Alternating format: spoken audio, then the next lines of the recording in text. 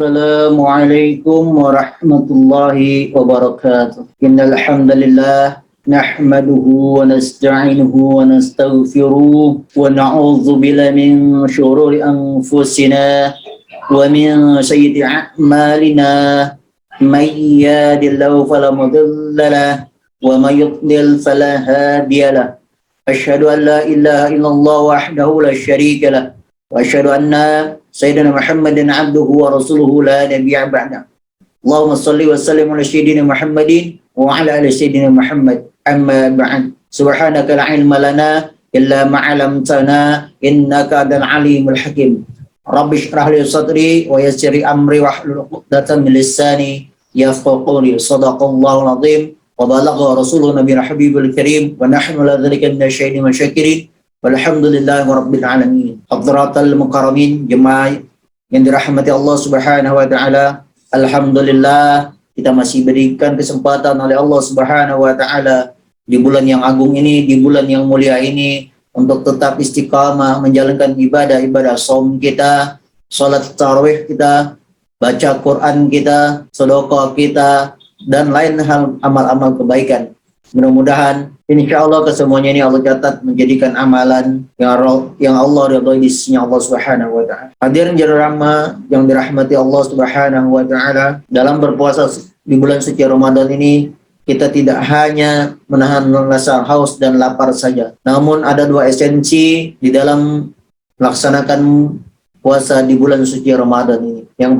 Esensi yang pertama yaitu kita diharapkan Allah Subhanahu wa taala untuk mendekatkan diri kepada Allah Subhanahu wa taala. Sebagaimana firman Allah Subhanahu wa taala dalam surah Al-Baqarah ayat 186, "Wa idza sa'alaka 'ibadi anni fa inni qarib ujibu da'watad da'i idza da'an falyastajibu li wal yu'minu billa'allahum yarshudun." Dan apabila hamba-hambaku bertanya kepadaku tentang aku, maka jawablah bahwasanya aku adalah dekat. Aku mengabulkan permohonan orang yang berdoa apabila ia memohon kepadaku. Maka hendaklah mereka ini memenuhi segala perintahku dan hendaklah mereka beriman kepadaku agar mereka selalu berada dalam kebenaran. Hadirin yang dirahmati Allah Subhanahu wa taala, di dalam ayat ini Allah Subhanahu wa taala menyuruh hambanya agar berdoa kepadanya, serta dia berjanji akan memperkenankan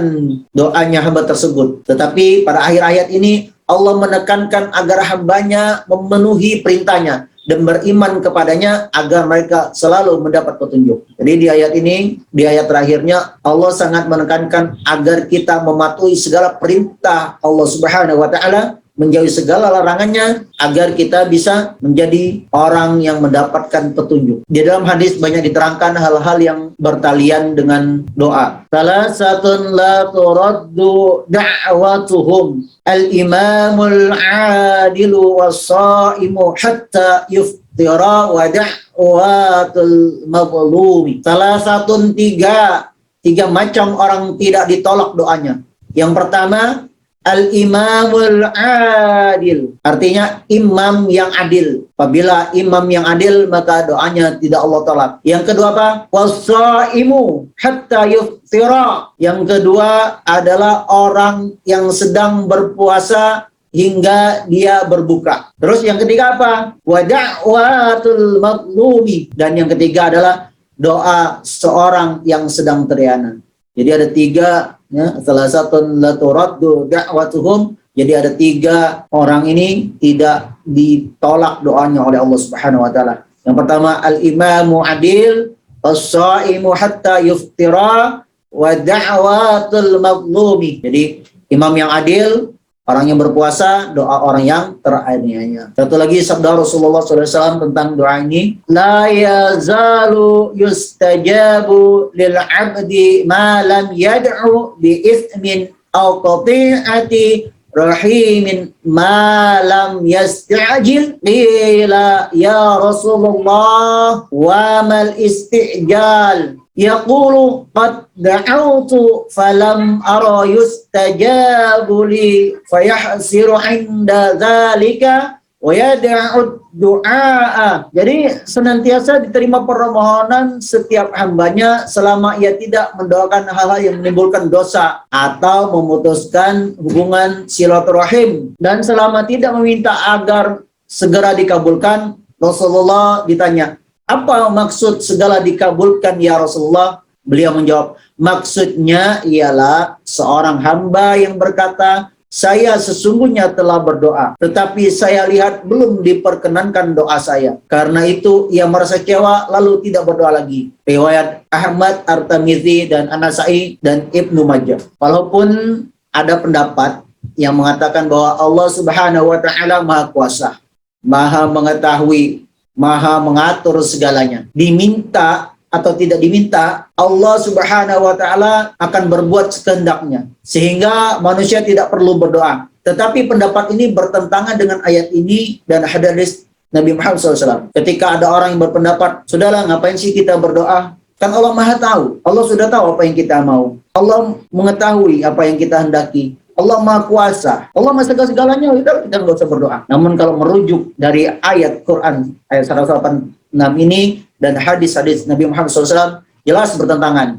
Kenapa? Inilah agar kita dekat kepada Allah Subhanahu wa Ta'ala, dianjurkan kita untuk Kenapa dengan doa kita ini kita merasa ya dekat dengan Allah dan meminta Allah agar mengabulkan permohonan-permohonan kita. Itu kedekatan kita hablum minallahnya, yaitu dengan doa, memohon kepada Allah. Karena dengan kita memohon kepada Allah dengan sungguh-sungguh, insya Allah suatu saat Allah akan mengabulkan permohonan kita ini. Inilah bentuk tali penyambung hablum minallah kita kepada Allah Subhanahu wa Ta'ala. Namun apabila di antara doa yang dipanjatkan kepada Allah ada yang belum dikabulkan, maka ada beberapa penyebabnya ini. Yang pertama, kemungkinan tidak memenuhi syarat-syarat yang semestinya. Tidak mutlak Allah Ta'ala memberikan sesuai dengan apa yang dimohonkan oleh hambanya, tetapi diganti atau disesuaikan dengan yang lebih baik bagi pemohonnya, baik di dunia maupun di akhirat. Dalam ayat ini Allah Ta'ala menghubungkan antara doa yang dijanjikan akan dikabulkan. Dalam ayat ini Allah Ta'ala menghubungkan antara doa yang dijanjikan akan dikabulkannya dengan ketentuan bahwa hamba-hambanya harus mematuhi, dengan ketentuan hamba-hambanya harus mematuhi segala perintahnya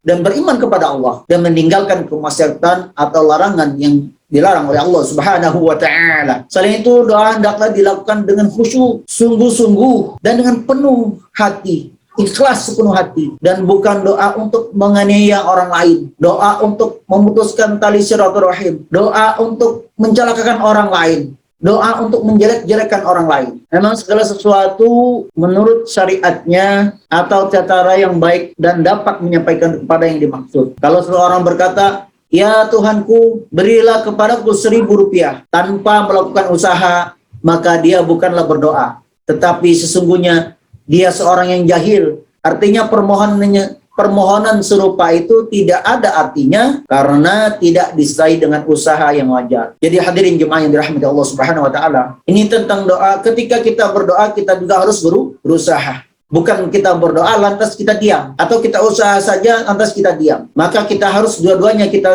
seiring dan sejalan. Ketika kita minta doa untuk diberikan rezeki, maka kita pun harus ada usaha, yaitu usahanya kita mencari nafkah. Insya Allah dalam pencarian kita itu Allah akan memberikan rezeki yang halal dan thayyiban, rezeki yang barakah. Di ayat 187 Allah Subhanahu wa Ta'ala juga berfirman, "Uhilla lakum lailatas siyamir rafathu ila nisaikum hunna libasul lakum wa antum libasul lahun. Alimallahu annakum kuntum takhtanuna anfusakum فتاب عليكم وعفى عنكم فالآن باشروهن وابتغوا ما كتب الله لكم وكلوا واشربوا حتى يتبين لكم الخيط الأبيض من الخيط الأسود من الفجر ثم أتموا الصيام إلى الليل ولا تباشرون وأنتم عاكفون في المساجد تلك حدود الله فلا تقربوها كذلك يبين الله آياته للناس لعلهم yattaqun. Dihalalkan bagimu pada malam hari puasa bercampur dengan istrimu. Mereka adalah pakaian bagimu dan kamu adalah pakaian bagi mereka. Allah mengetahui bahwa kamu tidak dapat menahan dirimu sendiri, tetapi Dia menerima taubatmu dan memaafkan kamu. Maka sekarang campurilah mereka dan carilah apa yang telah ditetapkan Allah bagimu. Makan dan minumlah hingga jelas bagimu perbedaan antara benang putih dan benang hitam, yaitu fajar. Kemudian sempurnakanlah puasa sampai datang malam. Tetapi jangan kamu campuri mereka ketika kamu beristikaf di masjid. Itulah ketentuan Allah, maka janganlah kamu mendekatinya. Demikian Allah menerangkan ayat-ayatnya kepada manusia agar mereka bertakwa. Banyak riwayat yang menceritakan tentang sebab turunnya ayat ini, antara lain pada awal diwajibkan puasa, para sahabat Nabi dibolehkan makan, minum, dan bersetubuh sampai sholat isya atau tidur. Apabila mereka telah sholat isya atau tidur, kemudian bangun, maka haramlah bagi mereka semua itu pada suatu waktu. Umar bin Khattab bersetubuh dengan istrinya sesudah sholat isya, dan beliau sangat menyesal atas perbuatan itu dan menyampaikannya kepada Rasulullah SAW. Maka turunlah ayat ini menjelaskan hukum Allah yang lebih ringan daripada yang telah mereka ketahui dan mereka amalkan, bahwa sejak terbenamnya matahari maghrib sampai sebelum terbitnya fajar subuh dihalalkan semua apa yang tidak diperbolehkan pada siang hari pada bulan Ramadan, dengan penjelasan sebagai berikut. Artinya dihalalkan bagi kamu pada malam hari Ramadan bersetubuh dengan istri kamu, karena mereka adalah pakaian bagimu dan kamu adalah pakaian bagi mereka. Allah mengetahui bahwa kamu tidak mengkhianati diri kamu, yakni tidak mampu menahan nafsu dengan berpuasa seperti yang kamu lakukan. Karena itu Allah mengampuni kamu dan memberi keringanan pada kamu. Maka sekarang campurilah mereka dan carilah apa yang ditetapkan bagimu. Di makna sekarang kamu diperbolehkan bersetubuh dengan istri kamu dan berbuat hal-hal yang dibolehkan untuk kamu. Makan dan minumlah sehingga terang bagimu benang putih dan benang hitam, yaitu sampai terbit fajar. Sempurnakan puasa itu sampai datang malam.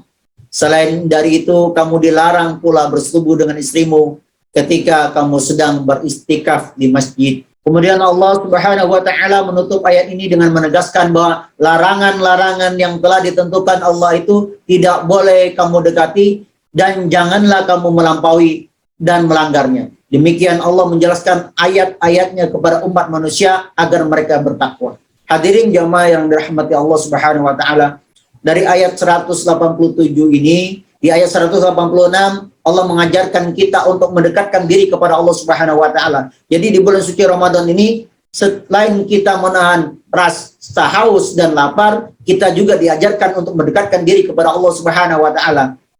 Dengan apa? Dengan berdoa kepada Allah Subhanahu wa taala, yang mana Allah telah sampaikan di firman-Nya dalam Al-Qur'an surat Al-Baqarah ayat 186.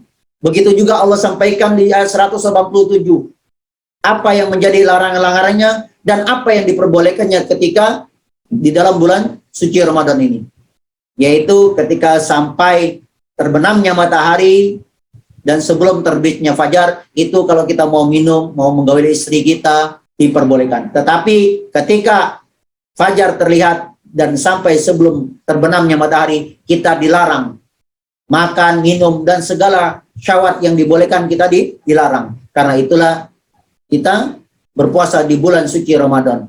Itulah anjuran Allah. Allah membolehkan kita, tapi ada waktunya. Allah juga melarang kita, ada waktunya. Tidak semua Allah larang, tidak semua Allah bolehkan ketika di bulan puasa. Selanjutnya Allah Subhanahu wa taala berfirman dalam surah Al-Baqarah 188. Wala ta'kulu amwalakum